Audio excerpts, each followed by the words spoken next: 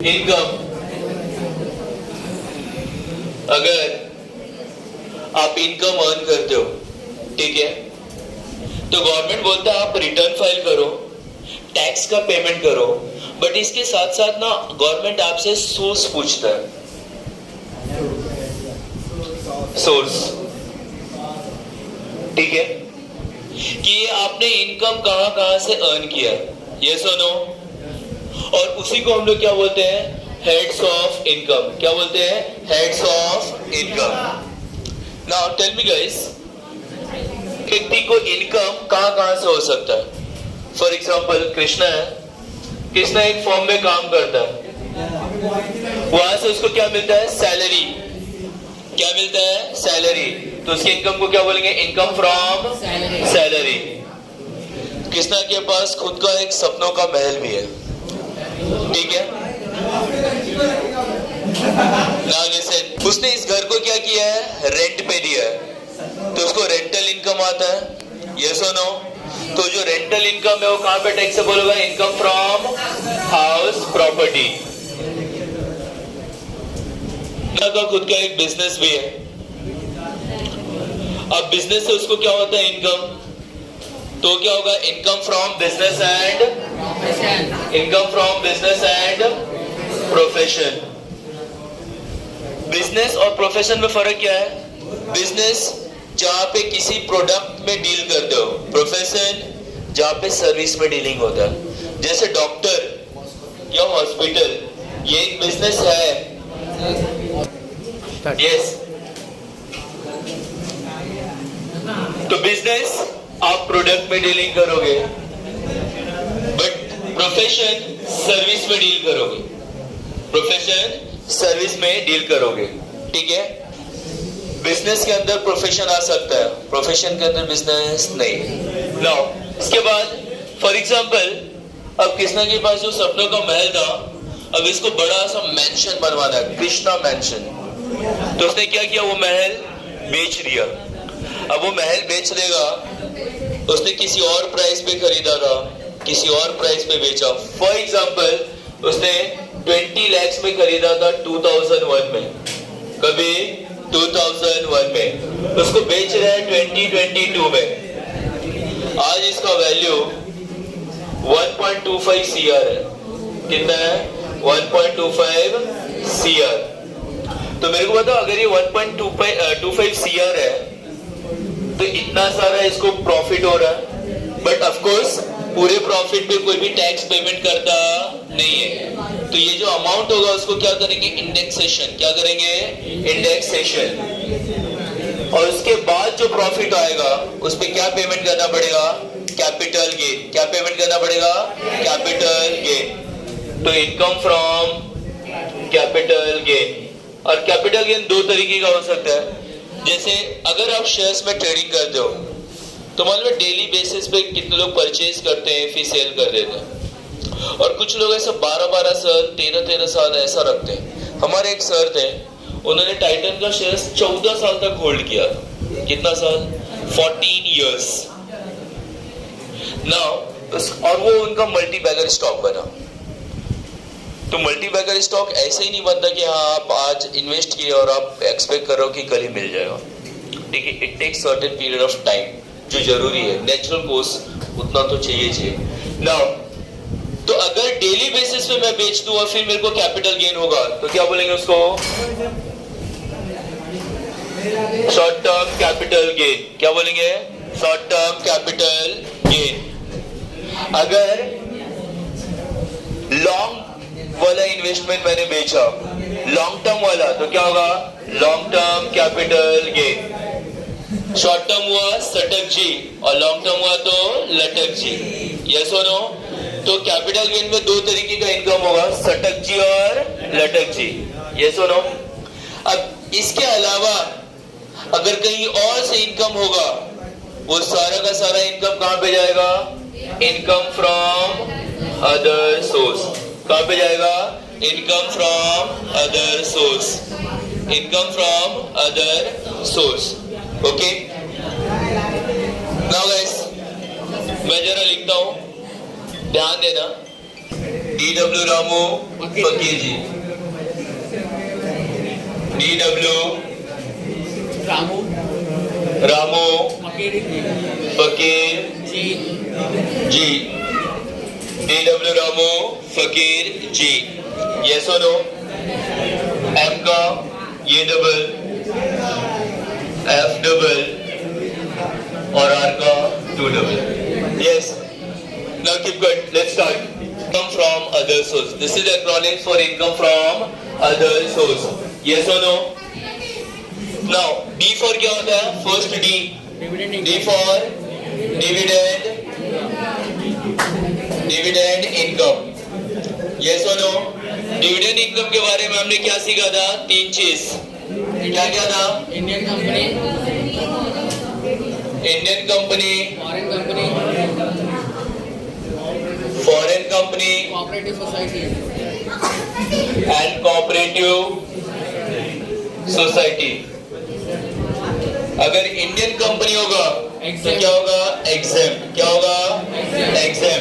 Under section 10 subsection 34। 1034।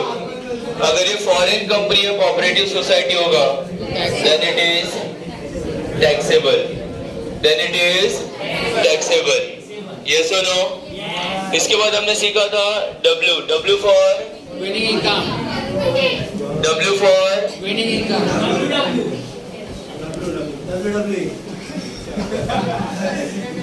winning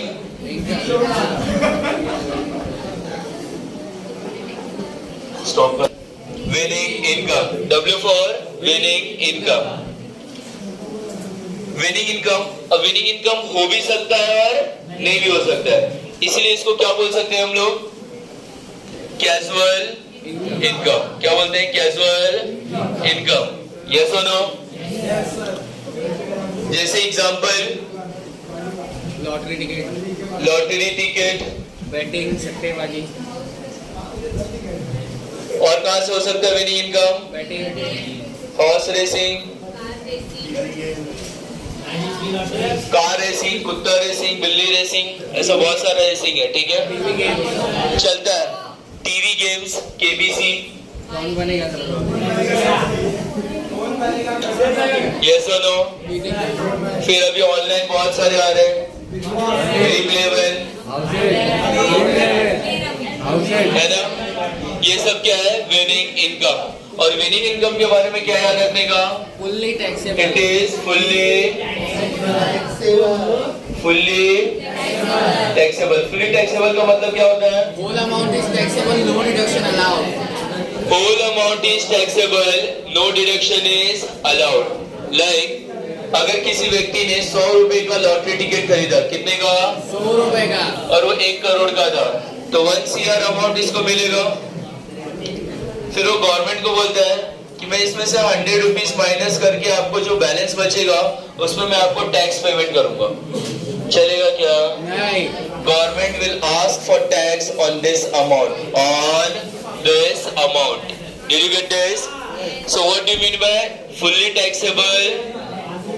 बोलो, no deduction is allowed, no deduction is allowed, no deduction is allowed, no deduction is allowed, whole amount is taxable. Whole amount is taxable. Did you get this? Yes sir. Then W के बाद हमने क्या सीखा था? R, R for rental income, R for rental income. yes or no? तो कौन सा rental income अपने को यहाँ पे सीखना है? Assets other than building, Rental income from asset other than building, other than building, because building का रेंट कहाँ पे जाएगा? हाउस प्रॉपर्टी में। बिल्डिंग का रेंट हाउस प्रॉपर्टी में। बट देखो यहाँ पे मेट्रो बन रहा है, मेट्रो में क्या होता है? बहुत सारे मशीन्स यूज होते हैं, Shweta, Sejal, success. Rental income यहाँ पे क्या है? Rent of assets other than building,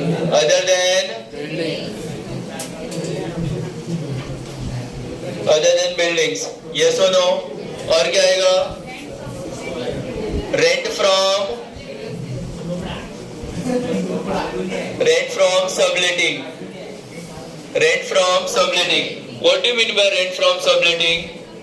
जैसे ये व्यक्ति है, ये सुनो, इसने इस व्यक्ति को एक घर दिया भाड़े से। क्या दिया? एक घर भाड़े से दिया। यानी ये क्या किया? लेट आउट किया। क्या किया?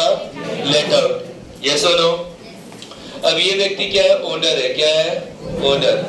और ये क्या है? भाड़ोत्री। तो क्या बोलेंगे? टेनेंट। ये सुनो, तो टेनेंट ओनर को क्या पेमेंट करेगा? रेंट। ये सुनो, तो ओनर के लिए रेंट इनकम हुआ, तो ओनर का ये रेंटल इनकम कहां पे जाएगा? Income from house property. ना ये घर बड़ा था, इसने क्या किया? दूसरे व्यक्ति को ये घर भाड़े से दे दिया। तो ये ओनर नहीं, ये क्या है? टेनेंट है। तो टेनेंट जब घर भाड़े से देता है उसको क्या बोलते हैं? सबलेट। क्या बोलते हैं? सबलेट। अभी ये टेनेंट, ये खुद टेनेंट है, भाड़े से दे रहा, तो ये क्या बनेगा? ये सब टेनेंट बनेगा। क्या बनेगा? सब टेनेंट। अब सब टेनेंट इस टेनेंट को रेंट पेमेंट करेगा। ये सुनो, तो क्या आएगा? सब रेंट नहीं, ओनली रेंट। क्या आएगा? Only rent. ये सुनो, तो अब इसको भी इनकम हो रहा है टेनेंट को। तो टेनेंट को अगर कोई रेंटल इनकम होगा, that is what? Rent from subletting. और इसका इनकम कहां पे जाएगा? Income from other source. कहां पे जाएगा? Income from other source. के पास घर है, ये ओनर है, इसने इसको दिया रेंट पे। ये सुनो, तो इसने क्या किया? लेट आउट किया।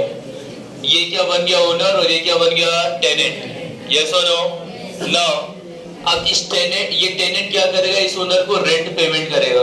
तो ओनर को क्या हो रहा है? इनकम। ओनर को क्या हो रहा है? This is what? Income from house property. Income from house property.